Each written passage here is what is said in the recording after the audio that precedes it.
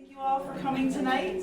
I first would like to thank the Friends of the East Long Meadow Public Library for funding these programs. And this one in particular tonight, we're very fortunate to have Dale Monette here to present the Quabbin Then and Now. He's retired from the Massachusetts Division of Conservation and Recreation, or DCR, and he spends much of his time observing and photographing in the Quabbin and Reservoir, which resulted in these beautiful books. And he shares those knowledge and adventures here in programs like this too. So thank you for being here tonight, and you guys can check out his books if you'd like after. And we're going to let Dale take it away and tell you more about himself. He's also a sidekick drummer. Sidekick. Come on in, everybody. How are you today? Good. Thank you for coming. Hi, how are you? Good. How are you? Thank you for coming. This is Dale Monette from Then and Now. Thanks, Christy. You're welcome. I want to thank Christy for getting me out of the boonies again. I think the last time I came out of the boonies was a couple years ago when I was down here. And next time I'll bring my drums. Okay? Okay. Well, thanks for coming down, everybody. I appreciate it when people come down and listen to me yak all night long. I've got these 4 books here. My main love is wildlife and wildlife photography, but I worked at the Quabbin for over 30 years. I grew up hiking in Quabbin. My great-grandparents had to sell their farm to the state and move out of Prescott. So it's always, the Quabbin has always been in my blood. And I couldn't believe my luck when I landed a job up there. And I was there for 32 years. I helped with the bald eagle program in the early 80s, and I've done all kinds of wildlife stuff. Right now, I'm in the middle of a 6-year survey on moose on the Quabbin Reservoir for the DCR, but that's a whole other story. Tonight, I'm going to talk about the Quabbin, and I'm going to talk about some of the photographs that are up there in the archives and how I ended up doing this program. This is a photograph of the Quabbin that was taken from the air. Obviously, it was from a jet. And the 4 towns, this is the town of Prescott right here. The town of Enfield was right there. This is Windsor Dam. That's the Goodnoe Dike, and the tower is right there, if you've been up there. The town of Dana is over here. And Greenwich was right there. Greenwich and Enfield are underwater now. And people would always come in to the visitor center and say, well, how come they left the houses up in the towns that aren't going to be flooded? And the reason they did that was because back in the 1920s and 30s when they bought the houses, they didn't have any septic systems. There was no recycling. The trash and everything was out back over the banking, and they didn't want all of that stuff flowing into the watershed and polluting the reservoir. So even the houses that weren't going to be submerged underwater, they were in the watershed, they had to go. So when they built the reservoir, there was an army of photographers that documented everything. They documented all the buildings being torn down, documented all the workers, and one thing they did was every house that was purchased by the state was documented with a photograph. And these are the photographs. The photographers, I knew some of these when I started working there in the early 80s. Some of these photographers were still alive. So I was lucky enough to know these guys, but I never talked to them about the photographing the houses. So this is just a slide that's should have been up there first, but I've been battling Lyme disease all summer long, and I put this together, and some things might be out of order. But I'm good now. I got a clean bill of health last week. So in 1927, the state passed a bill called the Swift River Act. Boston needed more water. They had built Wachusett Reservoir, and that wasn't enough. So they looked to the west, and they saw this beautiful valley that had 3 branches of the Swift River flowing through it. And they decided if they dammed it up and backed the water up and built a huge tunnel to go from Quabbin to Wachusett Reservoir, that would be enough water to last Boston for quite a while. So they passed this Swift River Act, and it appropriated $65 million for the job. That's to take all the houses down, to purchase all the houses from the people. The people that owned businesses, they weren't paid for their businesses. They were just paid fair market value for the land. And once they signed the contracts with the state, they had to leave. And I'll get into that a little bit later. It created 3,000 jobs. It took 24.6 miles to build a tunnel from Quabbin to Wachusett. They removed 7,400 graves. 2,400 people were displaced. 2,000 structures were torn down or moved, and in the end, it only cost $53 million. Some of the Quabbin facts. Now, today, it's 412 billion gallons when it's full. It serves 2.5 million people. It's 18 miles long. I live in New Salem, which is right up on the very north end of it. The watershed, which means all the water flows into the reservoir, is 120,000 acres. There's 39 square miles of water, 181 miles of shoreline, and every time it rains, the Quabbin gets 1.6 billion gallons of water. Now, who figured that out? I have no idea. I know it wasn't me. So these photographers, when they went into the field, this was the camera that they used. And the photographs were all lined up. When they were done, they were all in order. They were all numbered names, and the photographs were put in the administration building. They're held up in Belchertown, and there's also a set of them down in Boston in the archives. And these pictures were in the engineering office, and they are small pictures. They were maybe, I'm going to say 5 inches high and maybe 7 inches long, and they were black and white. And this is what they looked like. And you can see as time went on, they honed their craft. So they got a little bit better at putting these signs and stuff up. Like they would put, this was painted right on the photograph. And this is one of the signs.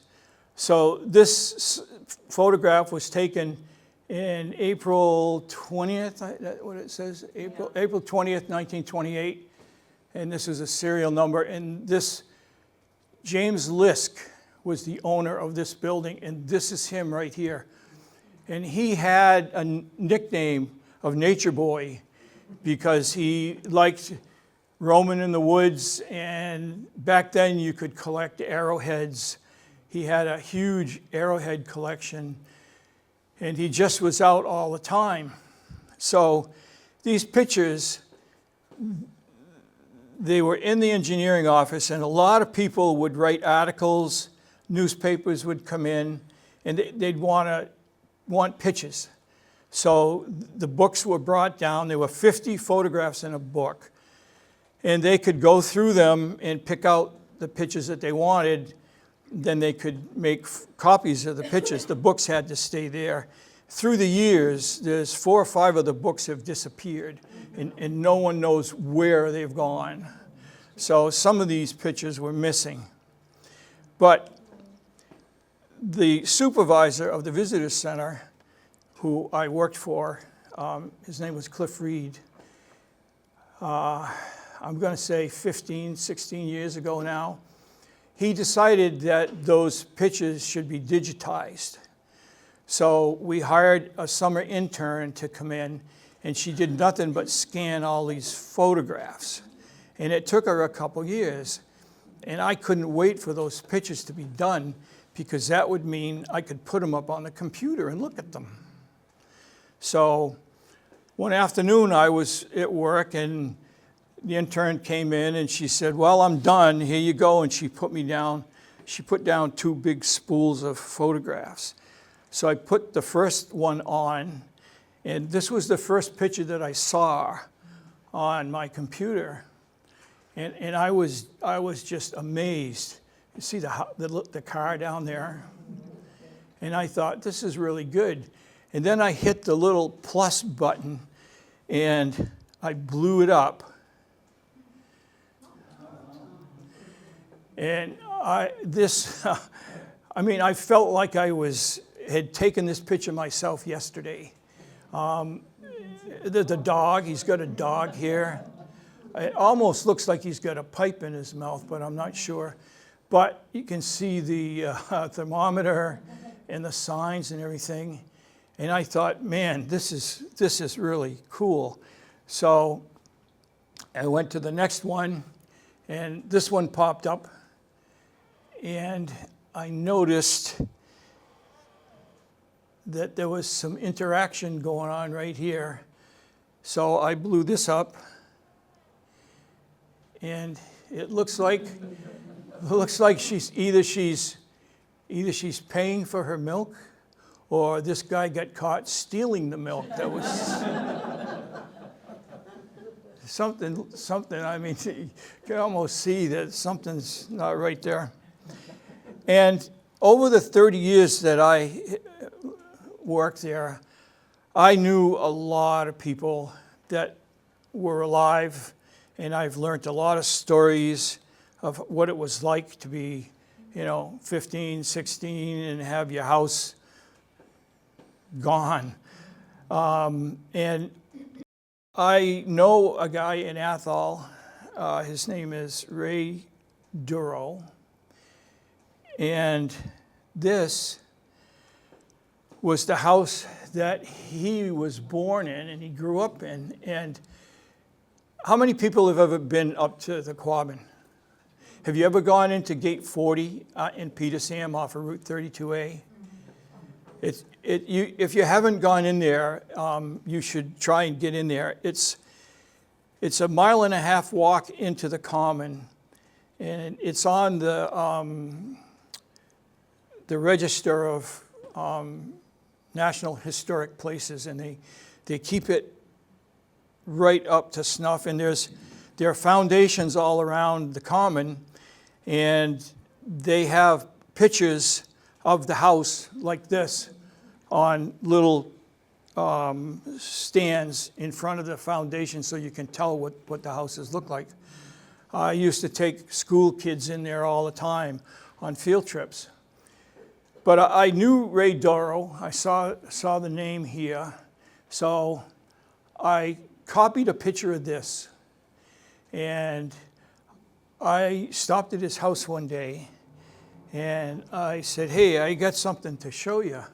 So I handed him this picture, and I had it blown up, So he looked at it, and he said, "Wow," he said. "Man," he says, "where'd you get this?" So I told him the whole story about, and he had no idea that all the papers and everything were down in Belchertown. And so I said, "That's nothing." I says, "Take a look at this." So I showed him this. "Wow," he says. He says, "That's my mother," he says. "And look," he says, two of my brothers are looking out the window." So So that just made my day. And these guys that took the pictures, they didn't care what was going on, whether people were mowing the lawn or what. They would roll in and they'd take pictures. And in this picture here, there's a horse and a buggy, and there's a little boy right here, and a dog sitting on the steps.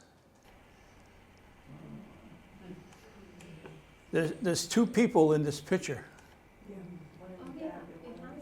There's a hat, and there's legs, and there's another hat, and there's 2 legs for him and 2 legs for the horse. But I just went on and on. I mean, I had seen these pictures before, and I looked at them when they were just little. I used them all the time for talks and stuff. But see, this is in 1930, and you can see that the signage is getting better. This is the town of Dana. If you walk into Dana Common, these foundations are both here, but the buildings are gone, obviously. These trees are still here. These right here, these posts are still here. There was a cemetery out here, and when I saw the cemetery out behind the school, I wondered how often the teachers threatened the kids with the cemetery to get them to behave. But if you look at this picture even closer, there's a couple of kids playing in the front of the school. And then this guy is up here working. I don't know how he would get up there. It looks like there's a ladder up there, but once he gets up here, where does he go? This is a pointed thing, unless he hops over there and up there, and then there's a guy on a bike, and that brand new car. Businesses. This was Frank Grover's sawmill. This was in the town of Dana. And I use this picture a lot in my talks, and I never realized these guys were here stacking wood. As many times as I showed this picture, I never looked at it up close. This was up in Pelham. Now, this is a house that was torn down, but it wasn't underwater. And I noticed a picnic going on over here.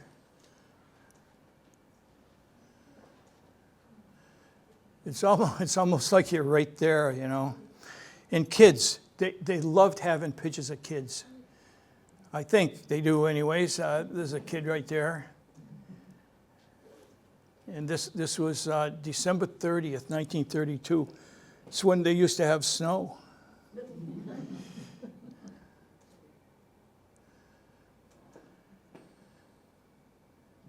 Looks like he was ready for Siberia, don't he? And this is a building that was owned by a guy named David Tebow. And he had a big mill down here in Springfield somewhere. I could not tell you where, but I plan on finding out, because as you watch this show you're going to see is going to be book number 5, and I hope I have it out in the spring. So when that's out, you'll be able to buy this stuff, hopefully. But must be his son down there in the corner.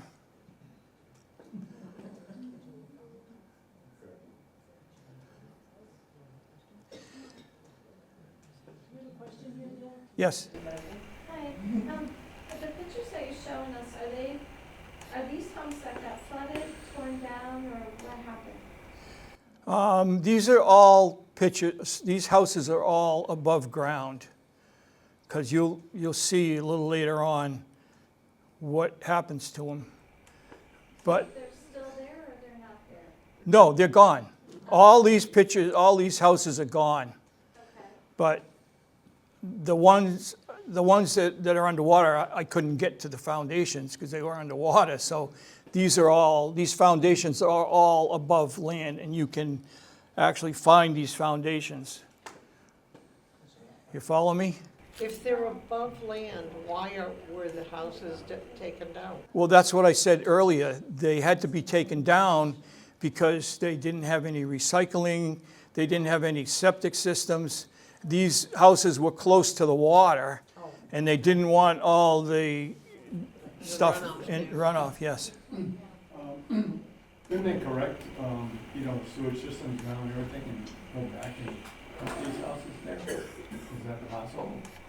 I mean, it sounds like it's physically possible. I don't think it would be, because the foundations are all rocks, Yeah. cement, some of them are caved They in. wouldn't allow any building at all in this water? No, they won't, because it's drinking water. Okay. There's 48 communities that drink water out of this reservoir. That's why everything had to be cleaned right out. But this particular picture here, the last 12 years I worked for the visitor center, and there was if you had a family that owned a house in the Quabbin, you could come in and it was above water, the foundation was there. You could have a key and you could go out and you could visit the foundation, have a picnic, do whatever you wanted to do at the foundation. But at the end of the day, you had to bring the key back to the visitor center. And right now, I can't think of anybody that I knew that is still alive that was here in the 20s and 30s, But this one particular morning, I was in the visitor center, and these 3 people came in, these elderly people, and they said, hi, they said, we're the Webster Parker family, and we have a foundation up in Dana, I think it was Dana, Greenwich, which was right on the shoreline, and we'd like to sign out a key. And it just so happened, I had this picture up on my screen, on my desk, when they came to the window. So I said, you're not going to believe this. I said, but come in my office and look at this picture. So they looked at that, and they got down and they looked at it, and they said, that's wonderful, And they said, could we get a copy of this picture? So I said, absolutely. So I made them a picture on the copy machine, and so they said, well, this is our brother Jackie. So I told them, I said, hey, I said, this little kid, I says, take a look at this. And they said, oh, that's our brother Jackie. And they all oohed and ahed, and so off they went. So a year later, almost to the day, I was working on a Sunday morning, and these people came in, and they said, do you remember us? And I said, well, I see about 2,000 people a weekend, but I said, you look familiar, and they said, well, we're the Webster family, and we're the Parker family. And we're here to get the key again, and look, we brought Jackie with us.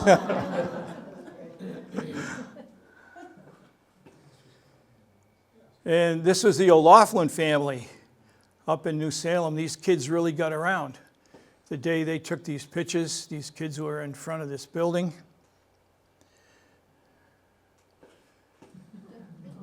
I knew 3 out of the 4 of these guys up in New Salem. I worked with, I think this guy right here, his name was Joe, and he worked at the Quabbin all his life. And here they are again.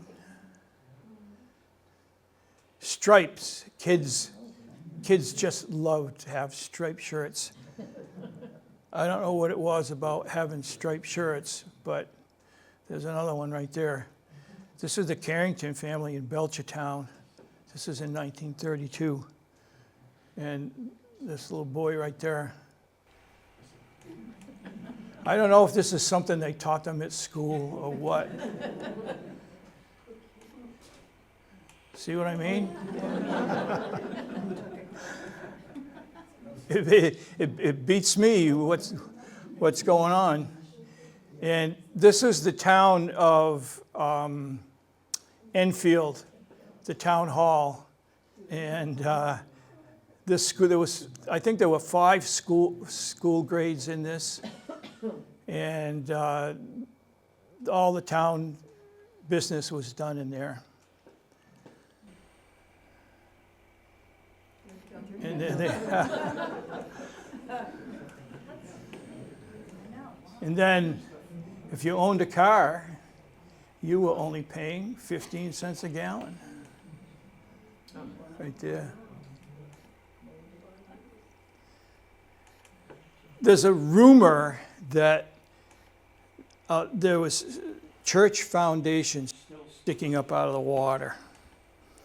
And if I had a nickel for every time somebody came in and wanted to know where the church steeples were that stuck up out of the water, just isn't so. It looked like the moon, you'll see. And I even had a guy one day tell me when he was a kid, him and his father used to come in there and rent a boat, and they'd have to drive the boat around the rooftops and the steeples and everything sticking out of the water. And we had another intern for a couple of years. Well, he was only there 1 year, and his name was Andrew. And the first couple of times somebody came in and asked that, he kind of chuckled. And the last time it happened, he walked out and he says, "What's with all the people thinking the church steeples are sticking out of the water?" I said, "I don't know." I says, it's just something that was here, and I was born to be put on the face of the earth to dispel that rumor, you know. So that whole summer, it was an in-joke. So his last day at work, I had to go out and do a program in school, and when I came back, this was on my computer.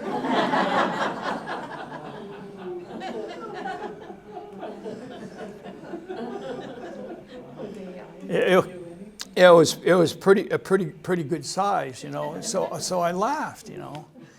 So after he left, I took it and I hung it over the side of my desk. So when I was sitting at my desk, I could just look up at the window, and people could come to the window and talk to me. So people would come up and say, "Hey, when can I go to see the church steeples sticking out of the water?" And I just reach over and I just point to the sign. So remember that. Okay, before and after. This is the town of Enfield, and this was taken by a photographer down in Ware. And for the life of me, I can never remember his name. I haven't remembered it in years. And so this is before they even started the construction. And this is the same view, probably 12 years later. There's the town hall. We just looked, no, I take it back. That is the Chandler house. That was the last house to be torn down. It was a big mansion, and all the engineers, they operated out of that house. And this is the town of Enfield down here. And there's a cemetery right here. It's like a stepped, and you can see it when the water is down. You can see those steps. This is a little better view of it right there. And this is everything gone. These are nice, beautiful fields. This is all forested land, right? This is the Prescott Peninsula right here. And this is called Mount Ram. And you can go there in the winter and see bald eagles sitting up on the side of this from the infield lookout in the winter. And this is what it looks like after some of the water's there.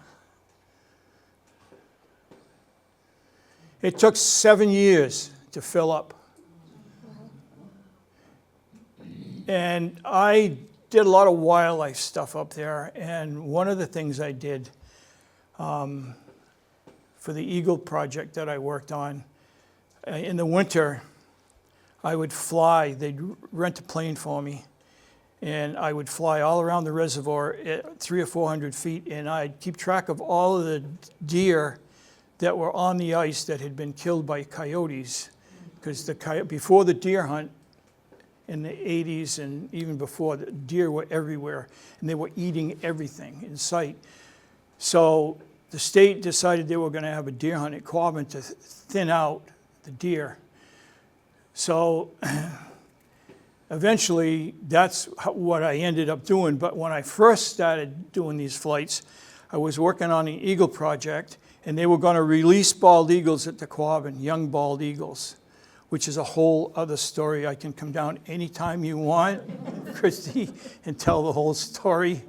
And so they wanted to know, because they were going to be letting these young eagles go that were only, in this winter, they were only going to be 6 or 8 months old, and they weren't going to have their parents, so they needed to find food. So they wanted to know if they needed to supplement all these dead deer that are on the ice.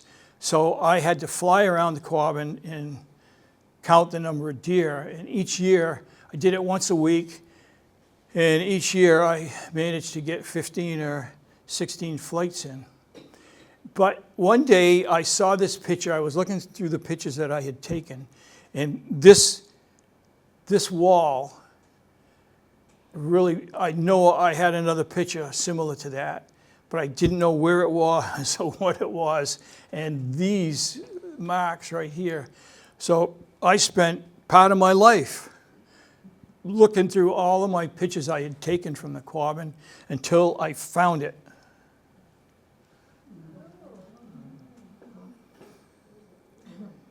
Now, there was a 5-year difference. There was a 4-year difference in these pictures.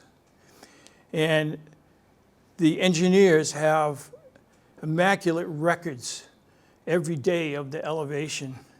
So I went up and I pulled out the data. They helped me pull out the data.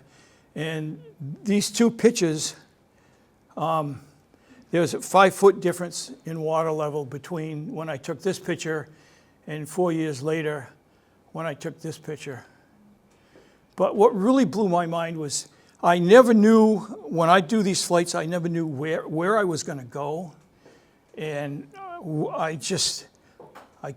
what are the possibilities of me flying in an airplane and taking the same picture 2 times within a 14-year time span when I did them flights, and it just boggled my mind. So anyways, this is on the west end of the Goodnoe Dike, and this is what it looks like today.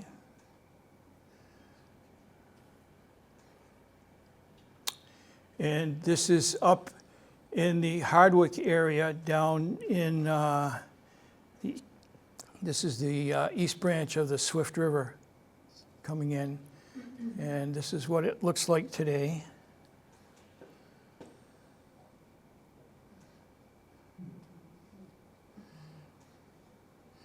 And each area has what they call a baffle dam, and it holds back the river water from flowing into directly into the Quabbin Reservoir. And this is the middle branch of the East Brook. And this, when the reservoir is full, this is filled right up to the top, like so.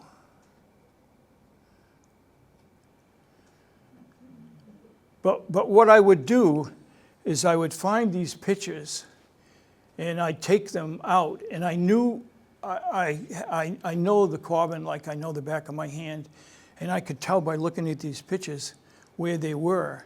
So I'd take these black and white pictures and I'd go out and I'd try to replicate the pictures with my camera that these photographers took. And this is Route 202, almost up into New Salem in 1935. This is Route 202, it's brand new. They had to relocate the highway, and this engineer right here, I bet he's in 35 or 40 photographs that I have seen in all these construction companies, and he's always got his head down like that. I've never seen him with his head up. But this is, if we were there today, this is what this looked like today.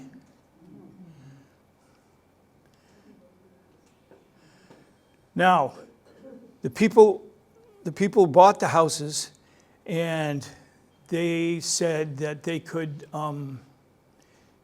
keep the houses, tear the houses down, whatever you wanted to do with your house, once you had been paid for it and you had signed it over to the state, you could do whatever you wanted to do with it. Some people moved them, like this guy. Some people moved the houses piece by piece and had land elsewhere. Some people just took the doors and the windows and their belongings and left. But most people just took their belongings and the money that they was paid. And then what would happen is the state would come in and they'd push the houses into the foundations, and then they'd burn it right on the spot in the foundations. But some people that had the money and had connections, they could move their house right out. But some guys that didn't have a lot of money, but were bonded to their house, they took anything they could do to move the house. This guy has a horse hooked up. If you look at this, he's got the rope hooked up on a thing here, and it goes down there, and it connects to the house. And the horse walks around in a circle, and it winds the rope up on this thing, and the house moves this way. I don't get it, but... And there was a guy in Vermont, his name was Charles Wade, and he came in and he bought 11 houses, big mansions of houses, and he took them all apart and he moved them up to Vermont, Tunbridge, Vermont. And they have, every year they have what they call the World's Fair. It's like an old home day, but they call it the World's Fair. And around 2002, 2004, this guy came in, actually there were 2 or 3 of them, elderly guys. Excuse me, I have to drink some water here. They came in from and they told me that all about the fair and everything, and they said, this guy named Charles Wade built 11 houses around Tunbridge that came from the Quabbin. And we're doing 100 books of these pictures of these houses, and we want to do research on these houses, what they look like before they left. So I was elected by my boss to help these guys help do this research. And after it happened, one day there was a package in the mail for me, and they had sent me one of the books. There's only 100 of these books. And I was pretty lucky to get one because it had things like this in it. This is $11,000 to take a house down, put it on these old big trucks, drive it halfway up Vermont, put it back up on the spot. And sometimes there are houses up there, there's a couple houses that had additions on them from houses that came from the Quabbin. But this is what one of the pages looks like. This is the Henry Hanks house. And if you ever go in the park up there at Quabbin, there's a picnic area called Hanks Picnic Area. And this was the house that was right in where the parking lot is there. And this is what the house looks like now up in Vermont. Dorset, that's the name of it, Dorset. Here's a house that was just torn down. This is in Belchertown, and the forestry office, foresters used this office for quite a while, And this is what it looked like before they tore it down. Now, these series of pictures are I did the same thing that I did with the scenics, but I did it with the houses. So this house is no longer standing.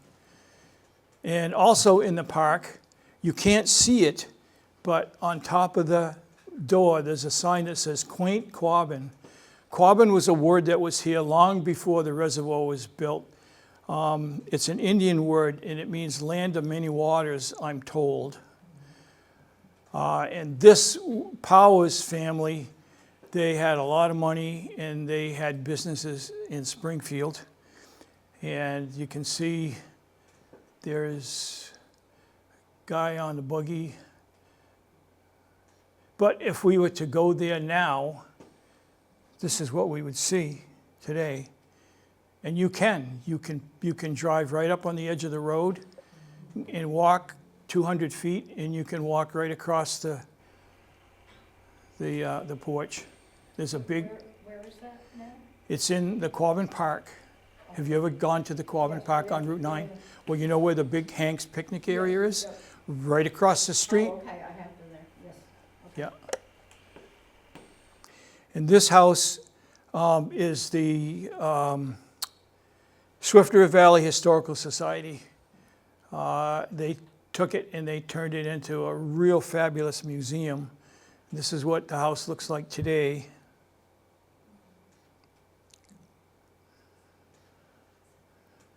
And that's the barn out back.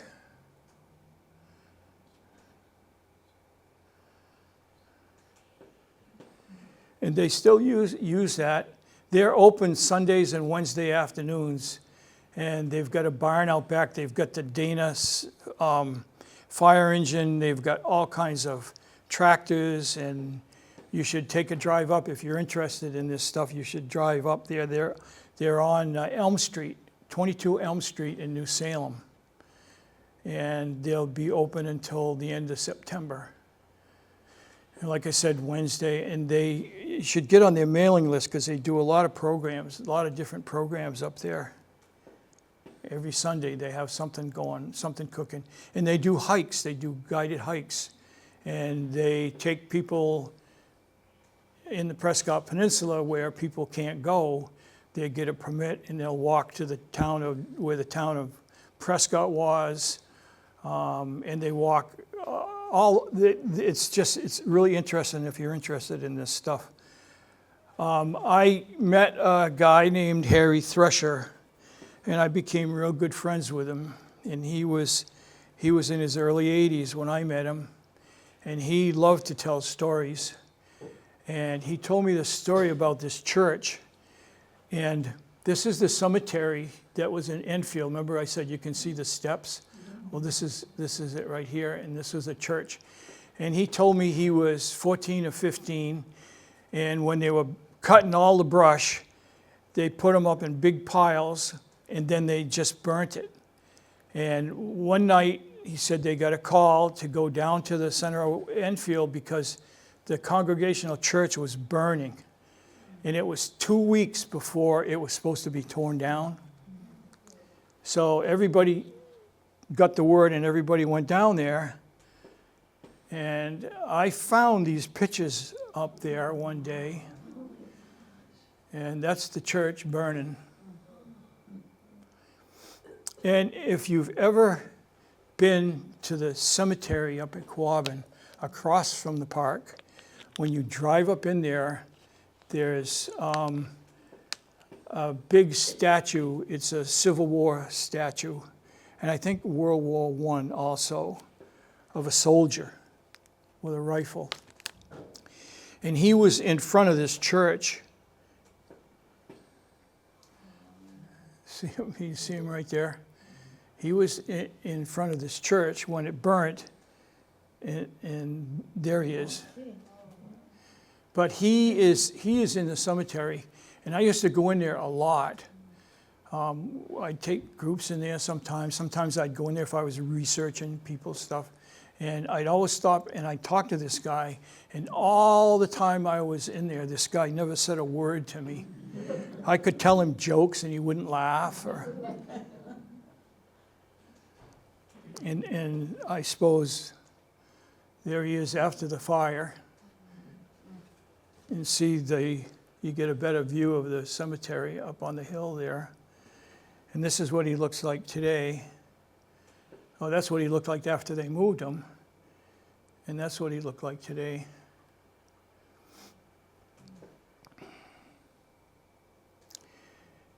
And I always seem to run into fires in these pictures. There were quite a few pictures of fires when they were going around taking pictures. This is the same house. Looked like they got all the furniture out. I have no idea what happened to the house. And this was Cool Beth's garage. This was a big garage in Enfield. And I was told that it really burnt, the back of it really burnt. And it was another 2 years, it was going to be there another 2 years. And it was so burnt that they just tore it down and the family left. And this is the cemetery that I was just talking about. All of the families that have people buried out of the 46 cemeteries, the state would call the family and they'd say, we have a relative of yours that's being exhumed from cemetery and we're going to put him down in the big Quabbin cemetery. Unless you have a family cemetery somewhere, and they might say, well, yeah, down in West Springfield, we've got a cemetery. And the state would move them down there and put them in the family plot. But a lot of people didn't want to do that, and a lot of people they couldn't contact. So they put them in this cemetery. And this is where all of the records and everything were. But they moved them all. Now they're up in the administration building. And this is one of the hurricanes, 1938. Really did a number on the Quabbin. Destroyed a lot of tombstones, I was told. I don't know how long it took to clean that up, but I bet it was more than a week. And in the north end of the reservoir, if you go inside gate 23, there's a pond, and it's called Hackett's Pond, or it's called Bassett's Pond. This was Harry Hackett. This is a picture that was given to me by his nephew of him, and he said he loved fishing, he loved hunting, and he had a beautiful log cabin on this Hackett's Pond, which isn't a very big pond. It's maybe, I'm going to say, half a mile in circumference, and it's inside gate 33. So when all the trees blew down, they decided they'd use some of the lumber for construction, and they didn't want it to dry out, and they didn't want insects to get to it. So they floated these logs in the pond here. This is in 1939. And that's Harry Hackett's camp right over there. And if we were to go right here today, and you can still see some of these logs still bunking up out of the water along the, there's some of them over there on the shoreline. And then these are some construction companies pictures that I took. The construction company was doing this is the spillway. And I had to get up on the ledges, up on the top, and I had to hang on for dear life to get this picture, but this is the picture I came up with.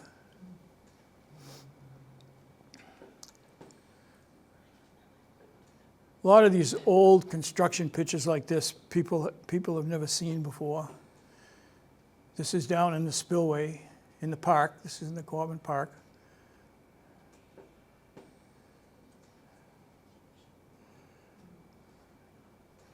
A funny coincidence, looks like when they took this picture, this was a brand-new tarred road up around there, and it goes up around, up to the top, and then the tower is up there on the top of the hill in the Quabbin Park. And the day I went in to take my matching picture, they had just finished tarring the road. It's almost like me in the picture of the stone wall.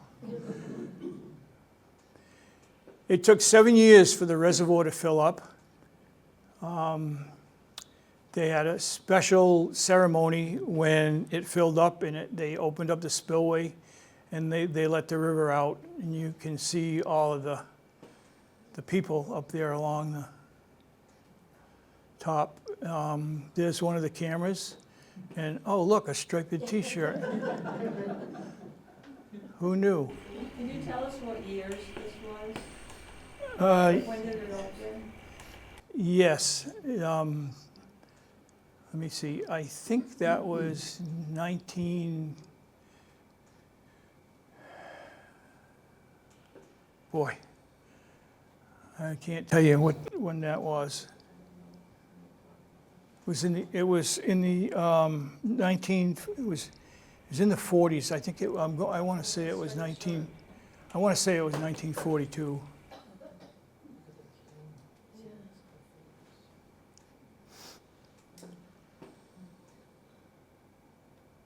And if you go in the east branch, the east entrance to the Quabbin Park, this is what it looked like then, and this is Mount Pomeroy right there. I'm sorry. This is the Windsor Memorial that was named after Frank Windsor. He was the head engineer of the reservoir for the MDC. And just a year or so before it was finished, he died of a heart attack. So he never saw his project completed. And this is what it looks like today.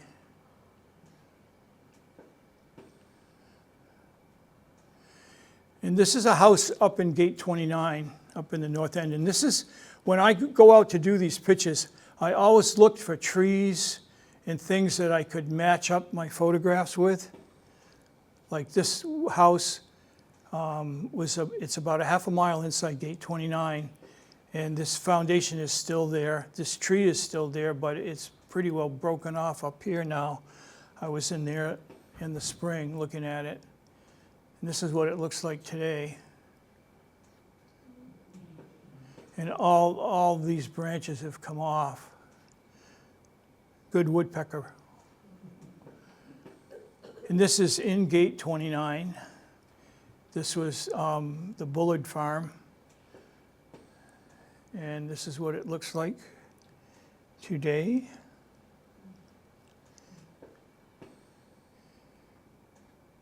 And if we go over to Dana Common and we walk in, I used to have a book, and I had all these pictures in the houses, and I'd walk the school kids in, and I'd stop at each foundation and I'd tell the kids about the families from what I could learn. And this is one of the first foundations you see when you come in. Remember the Nellie Doro house? Well, this is up the road from where Nellie Doro's house was. This used to be the poor farm in Dana, and people that couldn't afford room and board, they could stay at this place. But they have to work, and they had orchards up there, they had cornfields, they had all kinds of stuff up there, and the people would work off their bill for the room and board.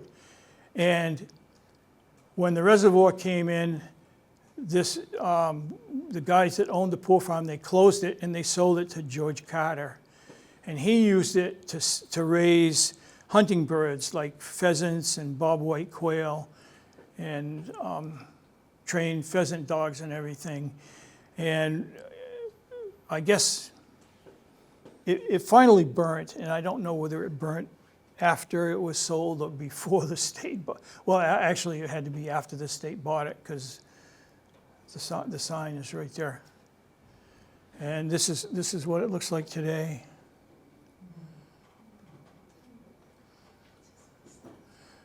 Further on in, on the left-hand side, there was a mechanic named Olene LaPlante.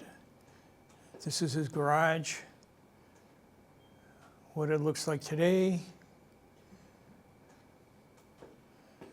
And I fooled you on this one because this is his house, and this is what his house looked like in 1930.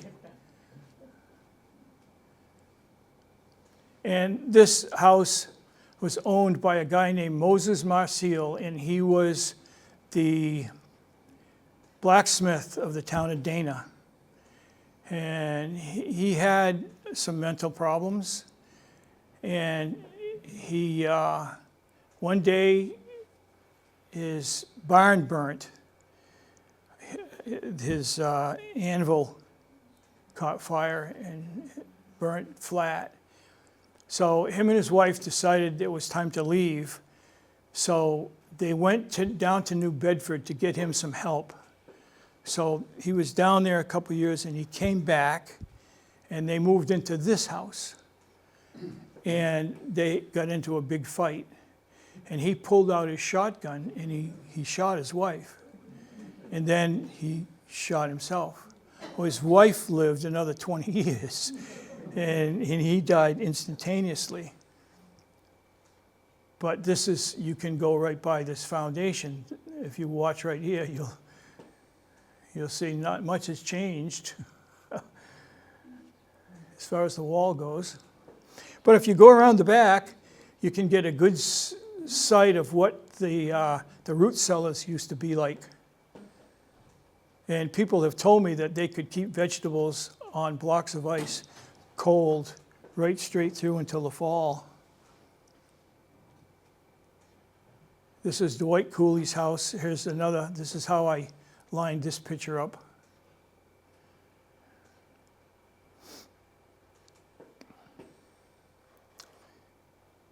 Here's another reverse picture. This is where the post office was in Dana.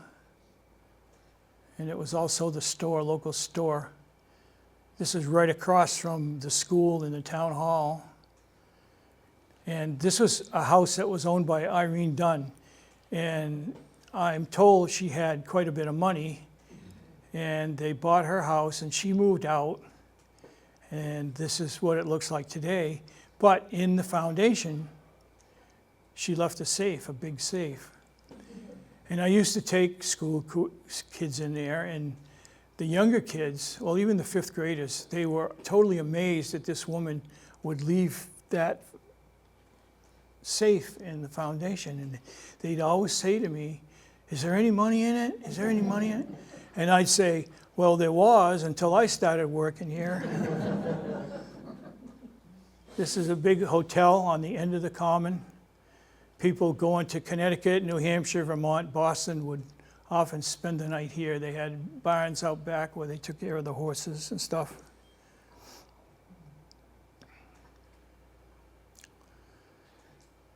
And this is the same picture I showed you earlier, but watch these posts, they're still there. You can go in and talk to them if you want. Just these big trees. This foundation here, the schoolhouse, has quite a large population of black racers, the long black snakes, that spend the winter in the wall underneath. And if you go in there in the spring, sometimes you'll get a real surprise in the grasses. And a lot of the things like this, the honor rolls and cannons and stuff, they took them in there. You can see them. They're in the Quabbin Park Cemetery. And that's all that's left on the Quabbin Park right there. And I did this one Sunday afternoon at Quabbin. And I showed this picture, and I showed the dog, like I am now. And 4 or 5 days later, I was sitting at my desk, and this elderly woman comes up to the window, and she says, she says, you know, she says, I was at your talk Sunday afternoon, and she says, I've got something to give you that I think you might enjoy. And she put this piece of paper down in front of me. And she said she used to be the town clerk up at Shutesbury, and she knew they had all the dog licenses up there. So this is a dog license from September 7th for that dog we just looked at. It was 8 years old, 9 months. Dawbush was its name. $2 for a dog license. And then there was a guy named Bert Brooks, and he was a photographer, and he took pictures of people, cats, and all kinds of animals. Unfortunately, he moved to California before the reservoir was even built. But he left a good legacy of photographs like this, of just people in the valley, just being people. And this was Matthews. I think his name was Ed Matthews. And he was known as the singing milkman because he'd walk around with his horse with the ice, the milk and the ice, and he'd stop to let his horse drink, and while the horse was drinking, it said that he would stand there and sing. And there was a little-known law in the Quabbin that I found out. Nobody knew about it, nobody followed it, but it said, if you live in the Quabbin Valley, you cannot own an animal unless you look just like it.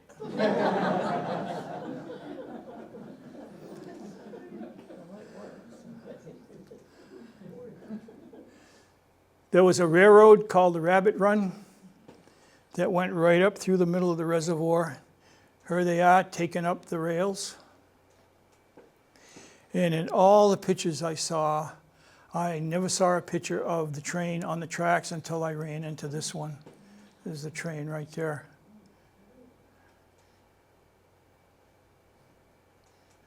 There was a lot of ice up there in the winters. They had a business of cutting blocks of ice, and they had these big ice bins, and they'd put these blocks in, and then they'd put them on the train boxes, and they'd send them to Hartford, New York City, Boston, any place that was going to need ice. They'd ship them out. And Harry Thresher told me that they'd pack them in sawdust, and they'd put them in there in the winter. And he said sometimes in October, they'd still be big enough so that they could put them in people's refrigerators. Here's just another picture. There's a golf course up there. Some people, when they found out they were going to build a reservoir, these two guys built this golf course thinking they were going to get paid for it, but they didn't. I forgot how much money they put into it, but they lost quite a bit of money. But they did make some. But the word Quabbin, like I said, it means land of many waters. And one of the reasons why they built the reservoir here was because it gets 46 inches of rain every year. And I think this is probably the first instance I could find of this guy going off the road because he was texting. He had a typewriter on his shoulder. And remember the O'Laughlin boys at the beginning, the 4 boys with stripes on them? This was their father. He was the first lieutenant that the police had when they there's always been police at the reservoir. That's a picture of him at one of the fishing areas. And the next batch of pictures are construction pictures that, like I said earlier, not too many people have seen these. Engineers watching the water come up. And this, I'm not sure what road this is, but this is down in Enfield. And they blew this bridge up eventually. And there you can see the cemetery up there on the hill.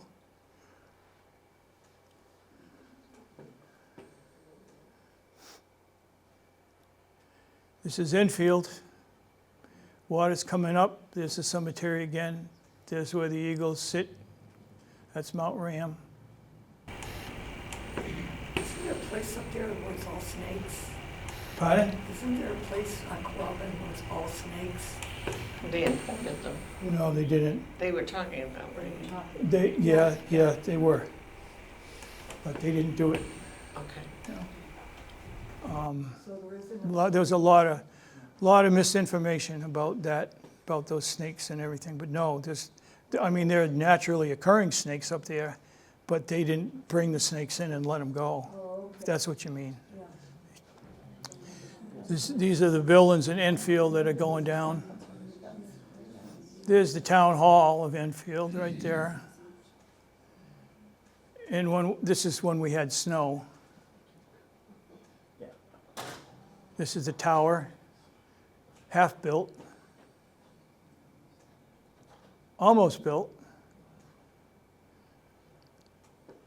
This is Route 202 being built up in New Salem. Here again, Route 202, this is going up through Pelham. If you know where the straightaway is up in Pelham, that's what it looked like before people were going 100 miles an hour on it. Here they are, tarring. Where's OSHA when you need them? This is pretty much what it looks like now.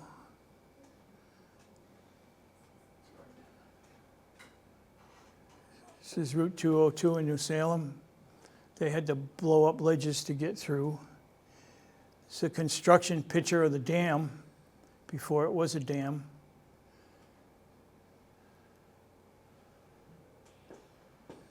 It's almost done. It's almost done. What is the building on the left? This, that's the controls. That's where they control how much water goes out. 20,000 gallons a day has to go down the river. It's a federal law. Even when they were building the reservoir, because there were buildings down that used power.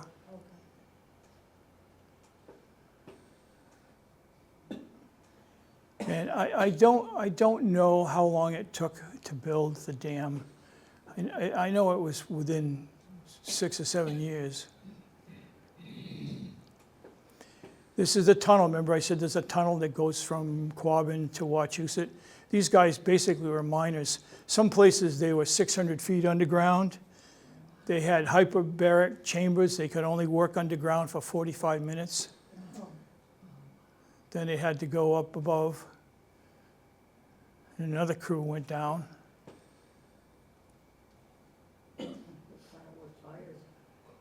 Nothing I want to do. This is one of the first boats being put on the reservoir. You can see it's getting higher and higher. This is 1943.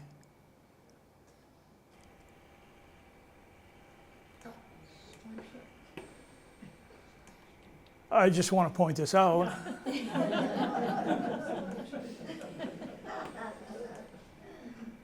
Looks like they couldn't get the boat out.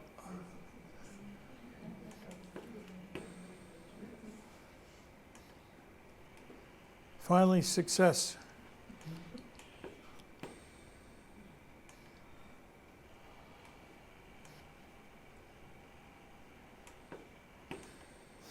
That's the Chandler Mansion. That's engineers. I used to call this, I used to tell the kids that they knew where the magic line was. The engineers knew when the reservoir was full, how full it was going to be, where it was going to come, the elevation. It's 520 feet above sea level.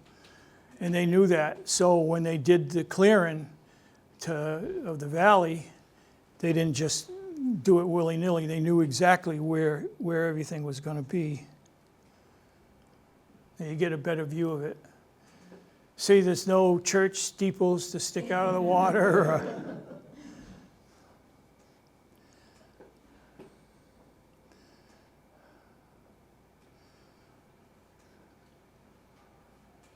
A lot of work, awful lot of work, and people really felt sad.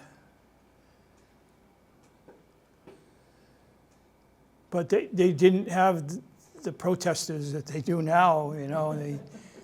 They just took it and moved. That's the administration building.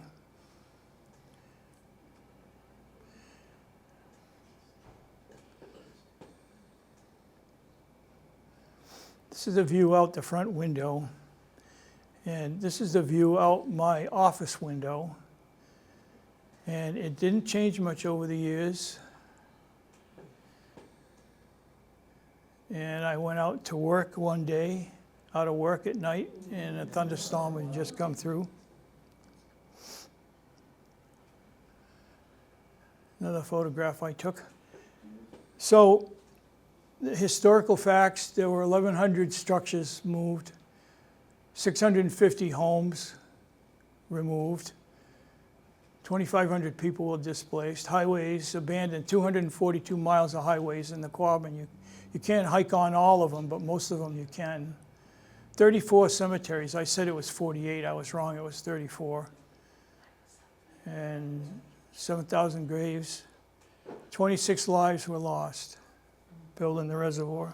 That doesn't seem like an awful lot of population. Is that because by the time they were doing it, many of the people had already moved? Yeah. Some people, when they found out that they were going to have the house taken, some of them just whoosh, you know. And I just want to remind you. So if anyone tells you they saw church steeples sticking out of the water, you can call them a liar. Now, if anybody has any questions, I'll try and answer them. If I don't know the answers, I just make up crap. That's fair. You said these pictures are in Belchertown. Can the public have access to that? No. No. They're all on discs. But you can go online and you can look at them online. How would you do that? I knew somebody was going to ask me that. It's a state archives website. If you were to call up at the visitor center or stop in there if you're up there, they will tell you exactly what it is. And for 2 or 3 years, I've been meaning to put it on a slide and put it in the last slide, and you can see how fast I move. Yes? Do you know if there's any sense now, with the benefit of hindsight, that the project was a mistake? Was not a mistake. No, I'm not asking your opinion, I just wonder if there's any general No. sense out among others. I'm referring to the story of the West End in Boston, similar type of project in the sense of large amount of property taken by eminent domain, pushed out a lot of families, and there is a sense there that it shouldn't have happened. I don't know if there's any such attitude regarding the problem. I worked up there for 32 years, and I never heard that once. I never heard anybody say anything about it. I mean, there's 412, let's see, I forgot how many people drink water. It's billions. I still have Lyme disease in my head. I can use that for an excuse for the next 3 years of doing this stuff. Yeah, I mean, thousands and thousands of people. And even out here, Wilbraham uses water, South Hadley. And I don't know where they would get their water if they didn't have the reservoir. Where were they getting it before? Well, it wasn't the population that it is now, you know. So, like I said, I've never heard that. Yes? Can you tell us a little bit about the farewell ball? I think it was in Enfield. The description of it, basically, the town threw a party the night before, everybody had to leave. Yeah, the people had a, Saddest thing I've ever read. the people had a deadline that they had to leave the valley. And it was 1939, I think. I want to say April of 1939. But that could be wrong. It could be just crap I'm making up, but I'm pretty sure that's when it was. And so they invited everybody, and they threw this big ball in the town of Enfield, in the church that I showed you, the big brick building in Enfield.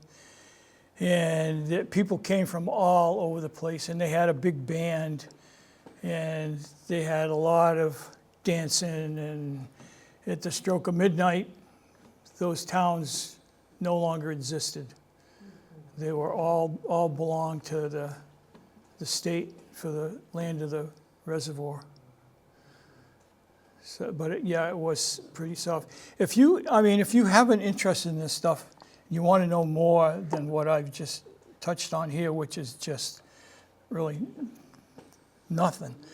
The visitor center on Route 9 in Belchertown is open every day of the week except Wednesdays.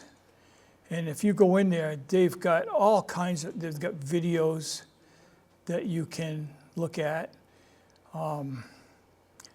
They've got all kinds of displays. They've got books in there that you can look at, books you can buy. But the best thing is they have a whole wall of my wildlife pictures right up against the wall that you can look at. You learn a lot up there. And there's 2 or 3 different kinds of videos that you can watch, you know. Pay these people decently? No, they paid people the value of what they were, fair market value, what it was. And I think it was $1 and, not $1, I think it was $126 an acre. It was in one of the first slides I said. It was on the bottom of what they got paid. They weren't treated very good, I don't think, But they were 70 miles away, and the people that did complain just got ignored. Do they charge admission to go see the sniffle? You mean sticking out of the water? That's an idea. So, well, thanks for listening to me blabber for an hour.